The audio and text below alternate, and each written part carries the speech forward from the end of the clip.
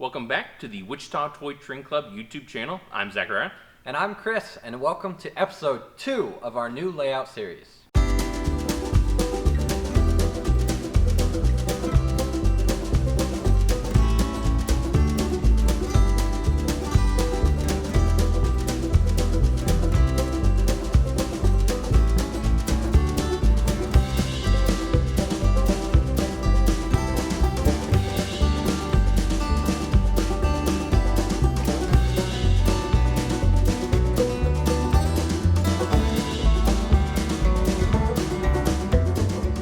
Kept a close eye on COVID and only have had a few members at a time working on the layout here in the museum to continue practicing social distancing.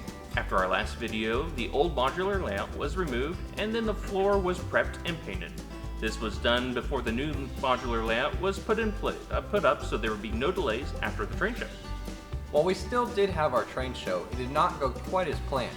This year it was condensed to fit in what little space we could make in our building, so we weren't set back by the rent cost of another venue. With the modular layout removed as planned, we were able to fit 4 vendors right here in Cohen Hall. Before the show, lumber was cut and pieces of the table were placed under other layouts to be ready to go after the show. Members then wasted no time getting the main table assembled and leveled. The new frame was then decked to give a solid platform from which track will be supported from. Then, the real work began. The yard was prepped and chalk was used to place a grid on the deck matching the grid on the layout plan. Starting from the central interlocking, supports were placed for the approach tracks down to the yard. Next, the plywood that the track sits on had to be cut. Cutting out straight pieces of plywood is pretty simple. Keeping a constant curve on the other hand, not so much. Once it was decided how many curves and at what radius was needed for the entire layout, drawings of the different pieces went to a member's work to be nested into a program for a CNC router. With the program set up and nested for all the curved pieces we would need, they then knew how much plywood would be required. The plywood was picked up and the sheets went to the CNC router to be cut out. The machine was able to cut a single 4x8 sheet in only 8 minutes. We were then delayed for a couple more weeks waiting for our order from Ross Custom Switches. Apparently there's a bunch of layouts going up during the pandemic, go figure. While waiting though, in the yard we had some older Gargraves track that we were going to use down there that we cleaned up and painted black, that way it blended in a little bit better. It was then decided that we were going ahead and paint that area with stone paint since we were going to put roadbed down or probably not ballast it. Once the Ross Custom Switches order showed up with all of our turnouts and curves, the radius was confirmed that everything matched with the number 6 turnouts in the interchange. From there, both mainline supports were placed and roadbed laid to be prepared to accept track. In late December, the top mountain loop was freelanced into place. It was decided previously that the loop would no longer be a loop-to-loop requiring 2 switches that would constantly be flipping back and forth.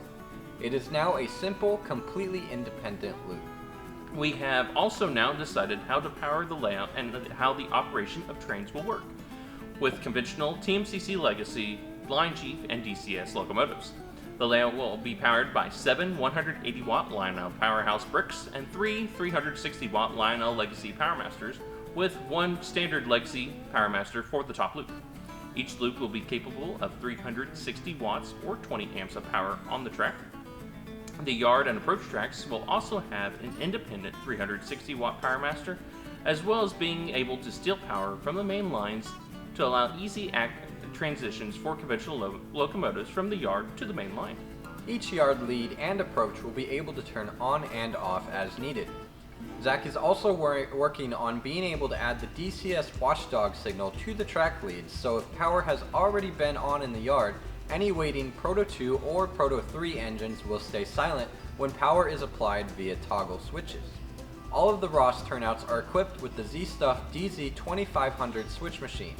While an exact control panel location and design has not been decided, the switches will have buttons on the panel, and they will all also be able to be thrown by Legacy via LCS CSM2 controllers.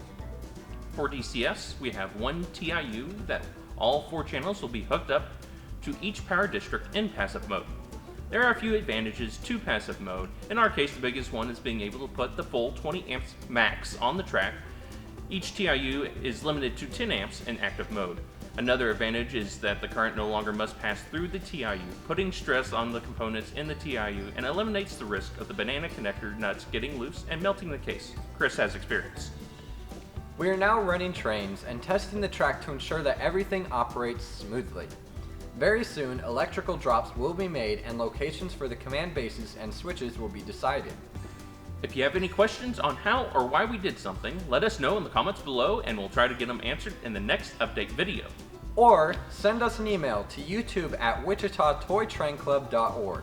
Don't forget to like this video, and if you haven't already, subscribe and hit the bell so you get all the notifications of our layout progress and product reviews and running train videos. Thanks for watching, and we'll see you next time.